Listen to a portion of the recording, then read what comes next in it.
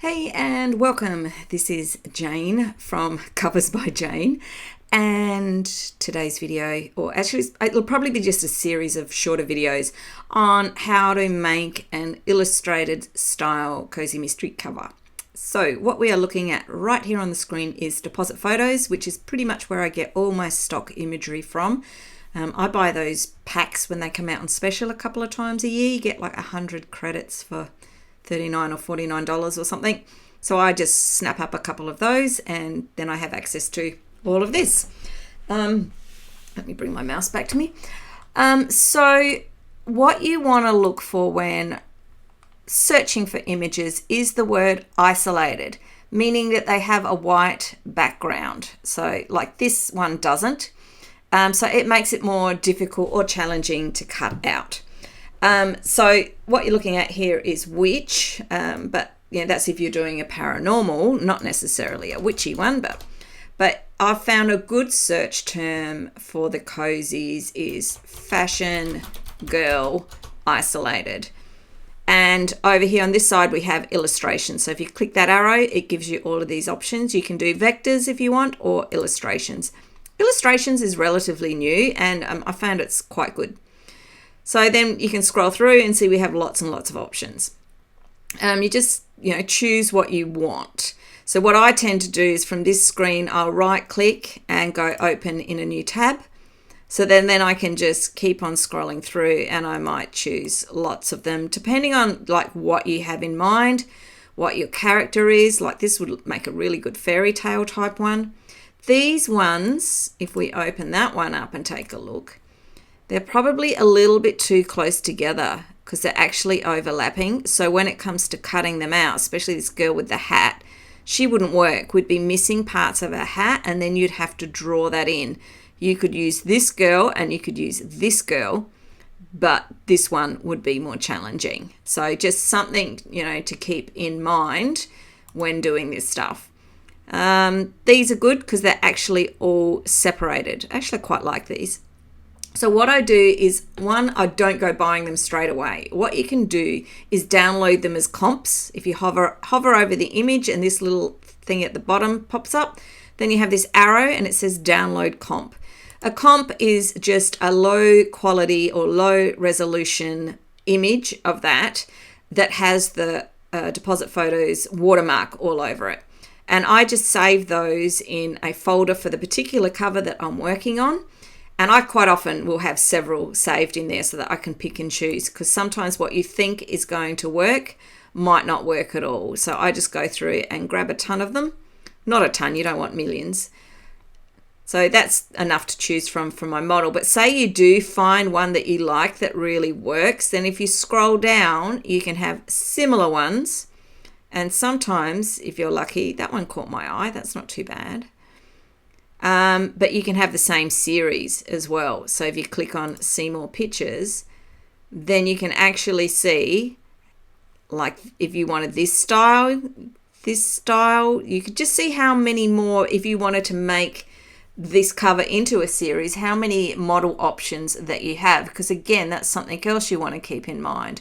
Like what style are you leaning towards? I quite like those girls. So if I open that up just so you can see it better. So that would make a good series. And they're nicely, you could easily take those out. And that one's even got a little doggy on it. So, and you could change that into a witch's hat. So maybe we'll do that so I can show you how to do it. So we'll pop that in. And then you have the backgrounds. And this is where you can spend hours and hours and hours looking for the type of backgrounds that you want. Now, this is just some searching that I've done earlier. This is actually not an illustration, it's just an image. So I favorite these. So I've got a whole folder full of favorites that I'll sit there in the evenings and go through and go, you know what, this might work for a background. That might work for a background. So what I might do is if I type in Christmas, because that's what I'm working on at the moment. And instead of all images, I'm going to go to illustrations and see what we come up with. And sometimes it's just about typing in different things to find something that's going to work. So scroll through. See, none of these are really, but you could do something like that one. You could maybe do that one. And here's some ideas at the top as well. So another one is,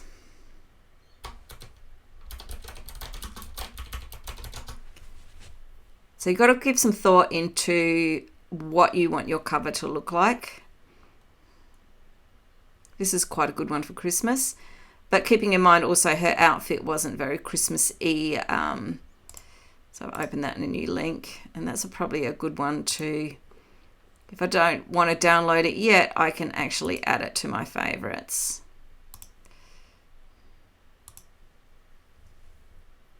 There we go.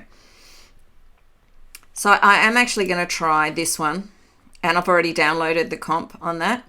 So when I'm happy with them and I decide that I want to use it, what I do is come back in and I get probably not that big a size, but I get the biggest size I can get. So actually, no, in this case, it would be this one. I don't need to go absolutely humongous.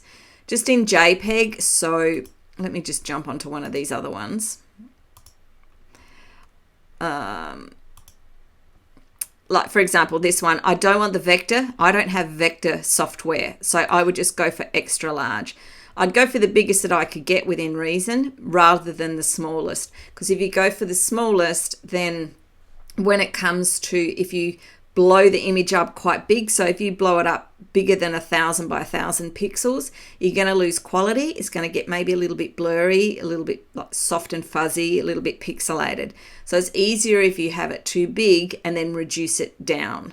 So, you know, that's quite massive. But that, and because it's all just, it's not going to cost you any different. These are all just one credit. So get the biggest that you can rather than the smallest that you can. And you don't need the vectors, just go for a JPEG. So once you've downloaded those, we're ready to get, or once you've chosen a few comps, so get a couple of backgrounds and a couple of models, because sometimes what you think will work won't work. Also, if you want things like witches' hats or a cat or a dog or something like that, is exactly the same process. Is come up here and do, so black cat isolated. You know, providing you want a black cat. If you want a different colored cat, or if you don't care. So, you know, this is a cutesy one for them, for a cozy mystery, all sorts of things. So have a scroll through. So work out what you want on your cover, have a look at the imagery, and then just pull together what items you're going to want for your composite. And sometimes it really changes as you move forward. It's what you start off with in your head. I mean, this is a great one for a Christmas one. I'm going to just favorite him. He's really cool. So I can come back to that later. So this is something you can do in the evenings and all of that. It's all your prep work in advance.